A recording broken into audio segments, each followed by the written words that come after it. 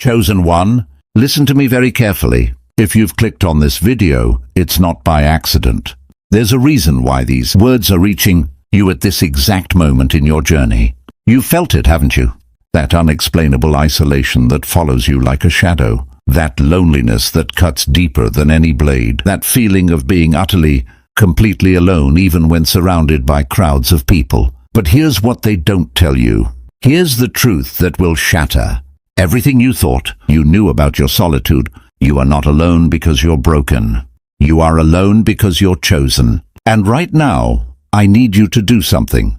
I need you to hit that subscribe button, because what I'm about to reveal will change the entire trajectory of your spiritual journey. This isn't just another motivational video. This is the divine explanation for why your path has been so isolating, so different, so impossibly difficult. And if you're truly one of the chosen, every word that follows will resonate in the depths of your soul like a bell that's been waiting lifetimes to ring. The chosen ones walk among humanity, but they are not of humanity. Your energy, your frequency, your very essence vibrates at a level that most people cannot comprehend, let alone handle. You've noticed it, haven't you?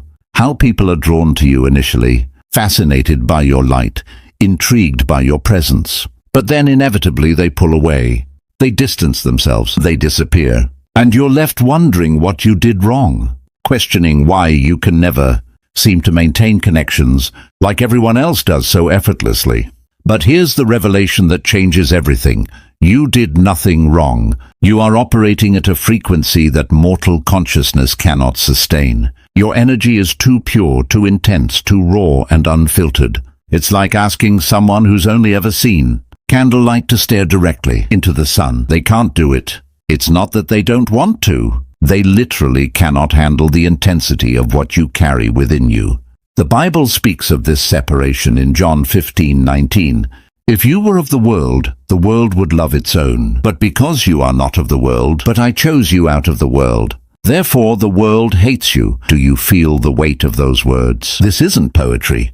This is prophecy. This is your story, written thousands of years before you took your first breath. You were never meant to fit in. You were meant to stand out, to stand alone, to stand above. So stay with me, because we're about to journey deep into the mystery of why your solitude is not a curse, but your greatest blessing. Let me paint you a picture of what happens every single time you try to connect with someone at a deeper level.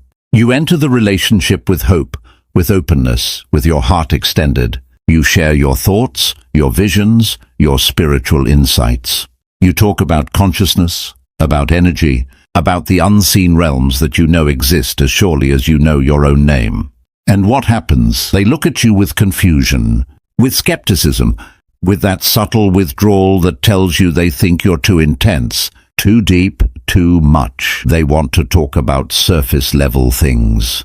Gossip, drama, material possessions, mindless entertainment. And you're trying to discuss the nature of reality itself, the purpose of suffering, the transformation of the soul. It's not that you think you're better than them. It's that you're speaking an entirely different language. This is what I call the frequency gap, and it's the primary reason why chosen ones end up isolated. Your energetic frequency operates at a level that requires constant spiritual awareness, emotional depth, and psychological honesty. Most people are not ready for that. Most people are still living in autopilot mode, going through the motions of existence without ever questioning the deeper meaning behind it all. They're comfortable in their slumber, content with their limited perception of reality. But you can't unsee what you've seen. You can't unknow what you know. Once your spiritual eyes have been opened, there's no going back to unconscious living. And this creates an unbridgeable gap between you and the masses. In 2 Corinthians 6:14, Scripture warns, "Do not be unequally yoked with unbelievers. For what partnership has righteousness with lawlessness? Or what fellowship has light with darkness?" This isn't about judgment. It's about energetic compatibility. Think about electricity for a moment. If you plug a device designed for 110 volts into a 220-volt outlet, what happens? It burns out. It cannot handle the intensity of that power. This is exactly what happens when people with lower vibrational frequencies try to maintain close, proximity to a chosen one. Your energy is too powerful, too transformative, too illuminating. It forces them to confront their own shadows, their own unhealed wounds, their own spiritual emptiness. And that terrifies them.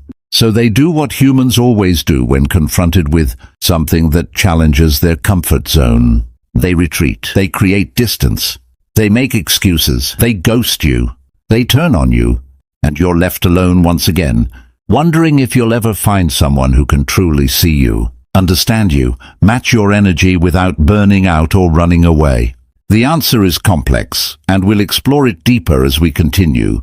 But first you must understand this. Your solitude is not evidence of your unworthiness. It's evidence of your extraordinariness. Your energy doesn't need to be dimmed. The world needs to rise up to meet you where you are. But most people won't. Most people can't. And that's not your burden to carry. That's theirs. Here's a truth that will either liberate you or terrify you, depending on how ready you are to receive it. Your loneliness is not a mistake of the universe. It is a deliberate design. You were placed on a path of isolation because shallow connections would have destroyed your mission. Let me say that again, because I need you to really hear this. You are alone because you have a spiritual assignment that requires complete focus, unwavering commitment, and zero distraction from those who do not understand the weight of what you carry.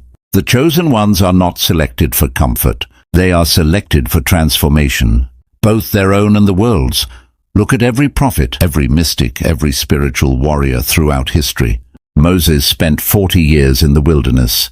Jesus spent 40 days fasting in the desert, alone with his thoughts and his Father.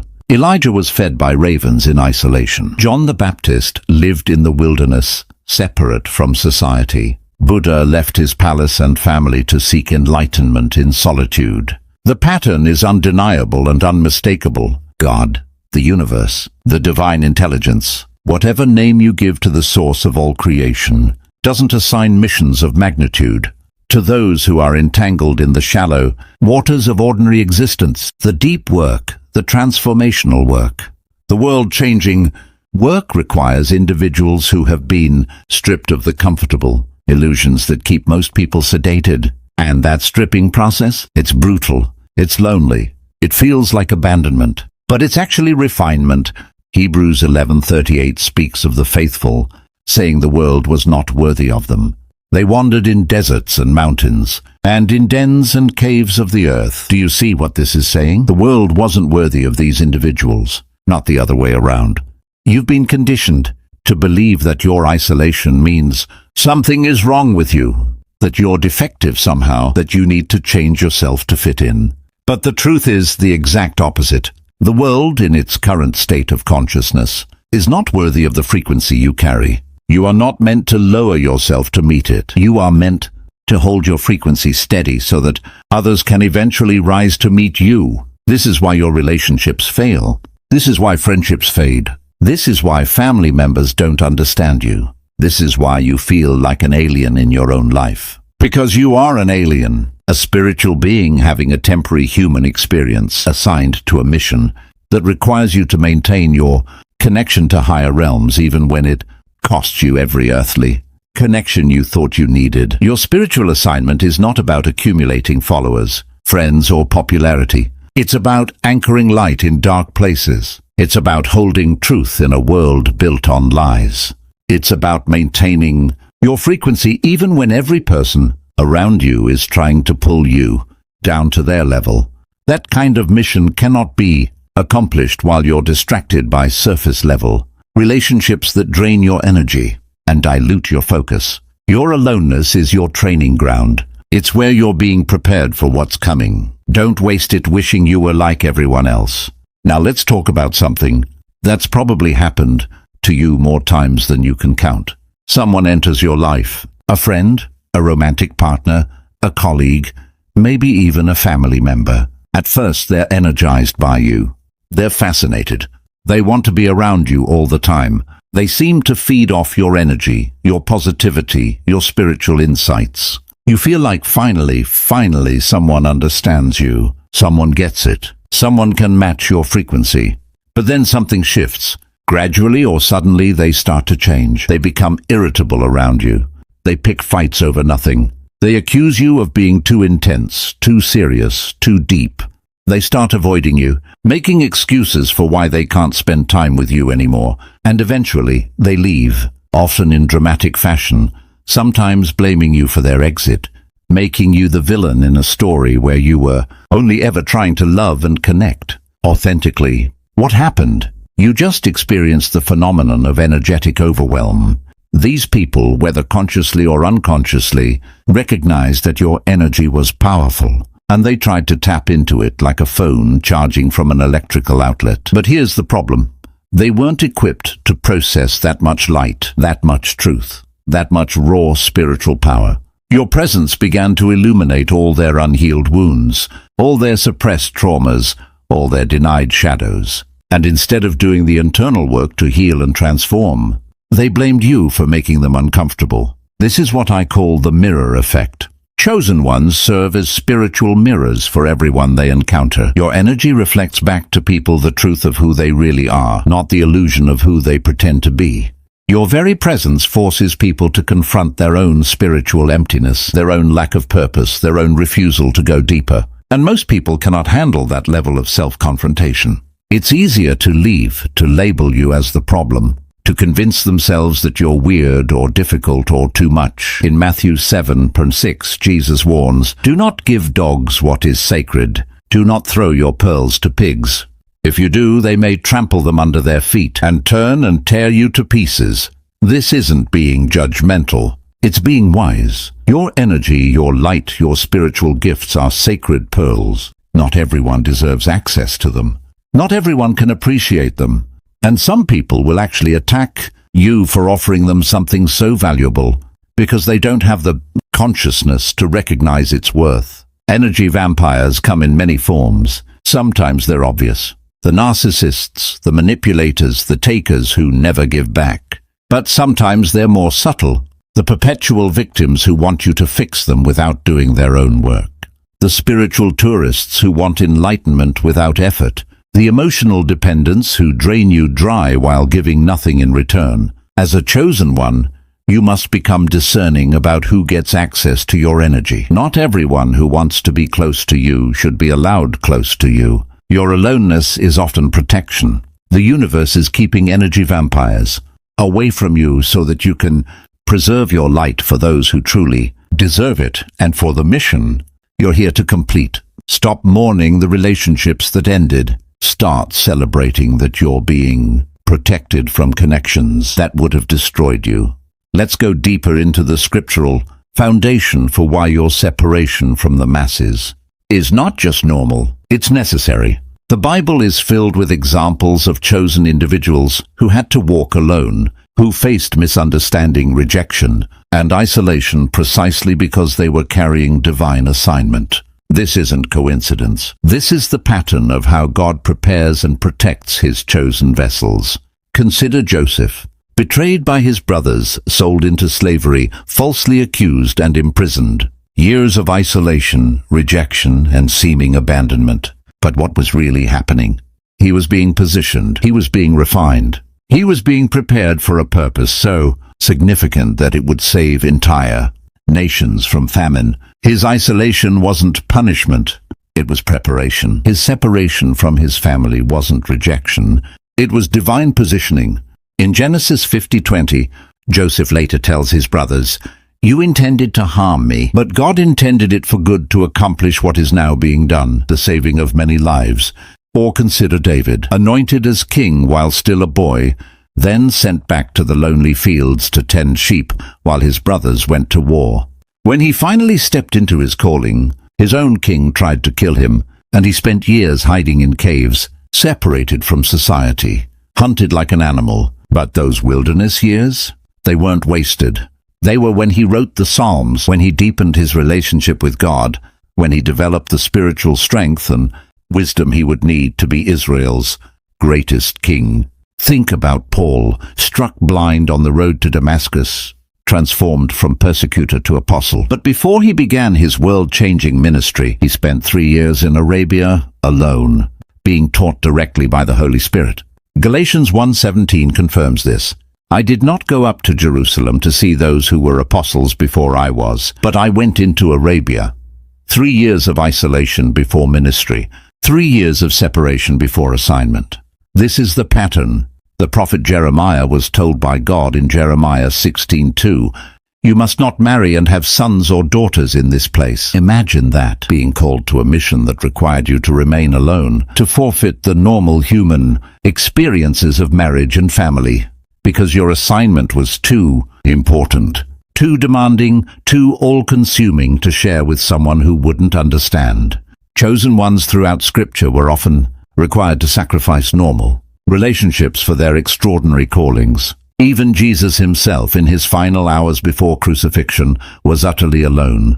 His disciples fell asleep in the Garden of Gethsemane when he needed them most. Peter denied him 3 times. They all scattered when he was arrested. In his darkest hour, he was completely, devastatingly alone. Mark 14:50 says it plainly. Then everyone deserted him and fled, but that isolation didn't diminish his purpose. It fulfilled it. Some assignments can only be completed alone. Here's what the Bible is teaching us. Separation from the world is not evidence that God has abandoned you. It's evidence that God is preparing you. The wilderness seasons, the isolation periods, the moments when you feel completely alone, these are not gaps in God's plan. They are the plan. They are where character is built, where faith is tested, where your dependence shifts from human support to divine support. You're not being punished. You're being promoted to a level that requires spiritual maturity that only comes through solitude. Now we need to address something that's going to challenge everything. You've been conditioned to believe about relationships. You've been taught that connection is always good, that isolation is always bad, that you should fight to maintain relationships even when they're draining you. But here's the energetic truth that nobody talks about. Wrong relationships don't just waste your time. They can literally derail your destiny. Every person you allow into your intimate space creates an energetic cord with you. In spiritual terms, this is called a soul tie. Some soul ties are healthy, mutually beneficial, and aligned with your highest path. But many, perhaps most, are toxic attachments that drain your energy, lower your frequency, and pull you away from your true purpose. As a chosen one, you cannot afford to be energetically bound to people who are not walking in the same level of consciousness. This is why the universe, in its infinite wisdom, often isolates you. It's not being cruel. It's being protective. Think about it like this. If you were preparing to run a marathon, would you strap heavy weights to your ankles right before the race? Of course not. You'd remove every unnecessary burden so you could run with maximum speed and efficiency. That's exactly what's happening in your life spiritually. God is removing the dead weight, the relationships that would slow you down, distract you, or completely prevent you from reaching your destination. Proverbs 4:23 instructs us, above all else, guard your heart, for everything you do flows from it. This isn't just poetic advice. This is a direct command to be selective about who and what you allow to influence your inner world, your heart, your energy, your frequency. These are precious resources that must be protected. As a chosen one, you're carrying assignments that are larger than yourself, missions that will impact generations beyond your lifetime. You cannot allow just anyone to have access to your energy. Think about the people who have exited your life. I mean, really think about them. Who were they? What were they bringing to your life beyond temporary comfort or entertainment? Were they supporting your spiritual growth or stunting it? Were they encouraging your calling or mocking it? Were they adding to your energy or draining it? Were they helping you rise or subtly pulling you down to their level? If you're honest with yourself, most of the people who have left your life were actually assignments that had been completed or threats that needed to be removed. Sometimes people leave on their own because your frequency became too intense for them. Other times, God removes them because they would have destroyed you if they had stayed. Either way, the result is the same. You end up alone, but you also end up protected. Your solitude is a force field around your destiny. It keeps out the energy vampires, the dream killers, the destiny destroyers, the well-meaning but spiritually unconscious people who would love you right out of your calling because they can't understand why you can't just be normal like them.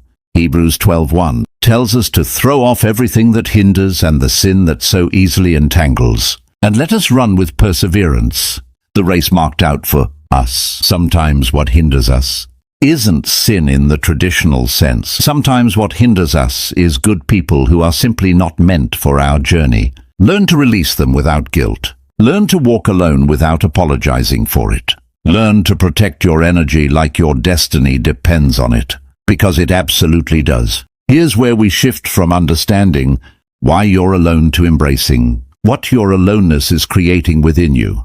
Because here's the truth that will transform your entire perspective. Solitude isn't your prison. It's your training ground.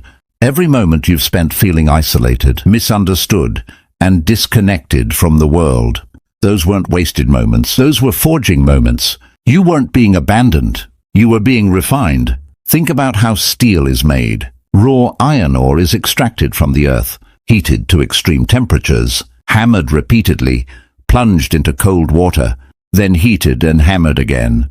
This brutal process removes impurities and creates something stronger than the original material. That's exactly what's happening to you in your seasons of isolation.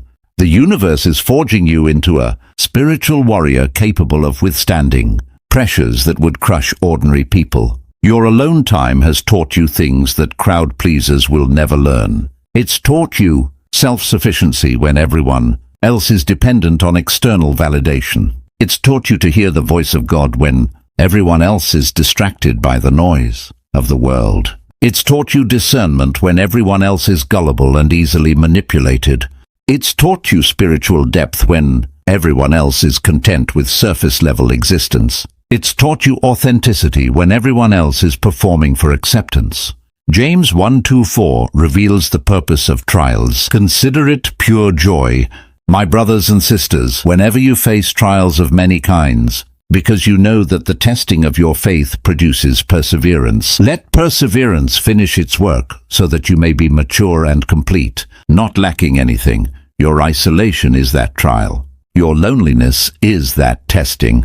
And if you allow it to complete its work instead of resisting it, you will emerge mature, complete, and lacking nothing. The prophets were shaped in solitude. The apostles were transformed in prison. Jesus himself was empowered in the wilderness. Your alone seasons are not indicators of divine displeasure. They are indicators that you're being prepared for something that requires a level of spiritual strength that can only be developed in isolation. You're not being left behind. You're being held back, like an arrow being pulled back on a bow, creating the tension necessary to launch you forward with unstoppable force. Every relationship that ended taught you discernment. Every betrayal taught you wisdom. Every disappointment taught you resilience. Every lonely night taught you to find comfort in divine presence rather than human approval. Every misunderstanding taught you that your validation comes from God, not from people who can't even understand themselves, let alone understand you. Your solitude has been systematically destroying your need for external validation and replacing it with unshakable internal conviction. This is the transformation that terrifies the enemy. A chosen one who no longer needs human approval is dangerous to the kingdom of darkness. A warrior who finds their strength in God alone cannot be manipulated by what people think. A vessel who has learned to walk alone cannot be controlled by threats of rejection or isolation. You've already experienced the worst that loneliness can offer, and you're still standing. That makes you unstoppable. Isaiah 54:17 declares, "No weapon forged against you will prevail, and you will refute every tongue that accuses you." This is the heritage of the servants of the Lord. You are being transformed into someone that no weapon can defeat, someone that no accusation can destroy, someone that no rejection can diminish. Your solitude is creating that invincibility. Embrace it, own it, recognize it for what it is. The universe turning you into exactly who you need to be for what's coming next. As we come to the close of this journey together, I need you to understand something crucial about your current season of aloneness. It is not your final destination. It is your preparation ground.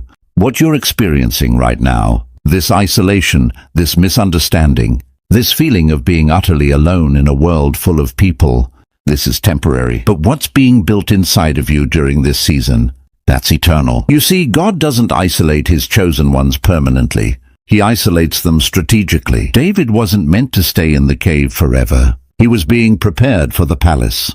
Joseph wasn't meant to remain in prison indefinitely. He was being positioned for the throne. Moses wasn't meant to spend his entire life in the wilderness. He was being equipped to deliver millions. Your isolation has an expiration date, but the strength, wisdom, discernment, and spiritual authority you're developing during this season, those are permanent upgrades that you'll carry into your next assignment. Right now, you're in the chrysalis. You're in that dark, lonely, confined space where the caterpillar dissolves completely before it can emerge as a butterfly. It feels like death. It feels like endings. It feels like you're never going to break free from this crushing solitude. But what you can't see yet is that this very process is creating wings. While you've been isolated, you've been transforming, and very soon, you're going to emerge from this season with capabilities you never had before, with vision you couldn't see before, with power you couldn't access before. Ecclesiastes 3:1 reminds us, there is a time for everything, and a season for every activity under the heavens. This is your season of solitude, but it will not last forever. There is a season coming when the right people will enter your life. People who can match your frequency, people who understand your calling, people who add to your mission instead of subtracting from it. There is a season coming when you will be surrounded by your true tribe, not the shallow connections of your past, but deep, meaningful, destiny-aligned relationships. But here's the key. Those people won't find you until you're ready for them. That's what this isolation has been about. You weren't ready before. You were still too dependent on human validation. You were still too easily swayed by public opinion. You were still too wounded by rejection. You were still too desperate for connection. But the furnace of solitude has been burning all of that away, leaving only pure gold, the authentic, powerful, purpose-driven version of yourself that your future tribe needs you to be. And when the season shifts, when the isolation lifts, when the right connections finally manifest, you will finally understand why all of this was necessary. You'll look back on these lonely years and recognize them as the most valuable season of your entire life. You'll see that every person who left was making room for someone better. You'll realize that every door that closed was protecting you from a path that would have destroyed you. You'll understand that God's no was actually protection, and God's silence was actually preparation. Romans 8:28 promises, and we know that in all things God works for the good of those who love him, who have been called according to his purpose. All things, including your loneliness, including your isolation, including every painful rejection and every confusing abandonment. It's all working together for your good, for your growth, for your ultimate purpose. Nothing has been wasted. Nothing has been random. Everything has been part of the plan to forge you into the warrior you were always meant to become. So here's my final word to you, chosen one. Stop apologizing for your intensity. Stop dimming your light to make others comfortable. Stop mourning relationships that were never meant to survive your transformation. Stop questioning why you can't connect like normal people. You were never meant to be normal. You were meant to be set apart. The very thing that isolates you from the masses is the same thing that qualifies you for your extraordinary calling. Your aloneness is not a curse. It's a credential. It's proof that you've been selected for something greater than the comfortable, conventional life that most people settle for. Wear it like a badge of honor. Let it remind you daily that you are different by divine design. And when the loneliness feels overwhelming, when you're tempted to compromise your standards just to have some company, remember this: you are not alone. You have never been alone. The Creator of the universe is with you, in you, and for you. And that presence is worth more than 1,000 shallow relationships with people who could never understand the magnitude of what you carry. Your isolation ends when your preparation is complete. Until then, stand firm, stay focused, keep your frequency high, and trust that everything is working together to position you for the extraordinary destiny that has your name on it. The best is yet to come, chosen one. The best is yet to come. If this message resonated with your spirit, don't keep it to yourself. Share it with another chosen one who needs to hear it. Hit that like button, subscribe to this channel, and drop a comment below telling me which section hit you the hardest. Your solitude has purpose. Your isolation has meaning. And your impact will be eternal. Until next time, stay strong, stay conscious, and remember, you were chosen for this. Now walk in the authority of that calling.